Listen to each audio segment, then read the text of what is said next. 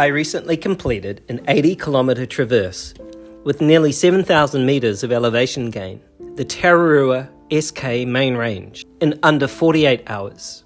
You might be asking, what is the Tararua SK? Tararua SK is a long-distance north-south traverse of New Zealand's Tararua Range. It is widely regarded as one of the most challenging classic routes in the region. The Tararua Range lies just north of the Wellington region. From a distance, it looks like a series of soft rolling hills, and this may be its greatest deception. The weather here is notoriously fickle, with around 160 days of gale-force winds and more than 200 days of rain every year. The cool, damp climate sustains the range's distinct goblin forest, but it's also contributed to its darkest chapters. Between 1970 and 2023, 22 people lost their lives to the mountain. The first time I heard those letters, I assumed that they stood for some kind of mountain ultra, and I even searched for a registration link. It turns out that this race has no entry form and no finisher's medal. The only requirement is to carry everything that you need into the mountains with you. Your gear, your fitness, and a reasonable amount of sanity, and let the wind, the rain, the steep climbs, and the fog deliver a masterclass in humility. The name SK comes from its endpoints. S originally referred to Shoreman's Track at the northern end, now replaced by Putara, and K stands for Kaitoki at the southern end.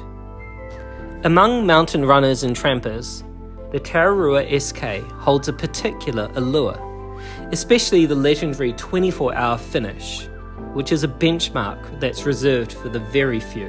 The SK is not a single route, but it exists in several variations, each answering in a different way the same question: how would you like the mountain to teach you today? You might say, I'll take the easy option. The mountain responds, fine, start with 70 kilometers of river travel. This version follows 3 rivers through long shaded valleys. It is scenic, rhythmic, and deceptively draining.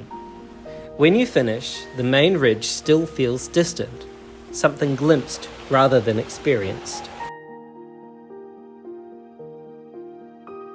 Here you ask for the historic line. The route climbs Tarn Ridge, echoing the ambitions of early pioneers who aimed to cross the range in a single continuous push.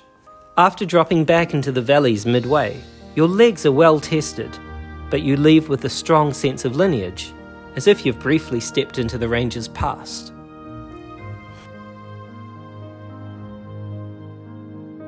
This is for those who want something quieter and more committing. Kakeek Ridge replaces Tarn Ridge with higher, more navigationally demanding terrain. Information is sparse, completions are few, and mistakes tend to linger longer.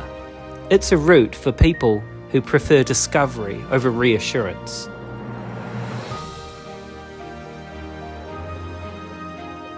This is the one that people hesitate over.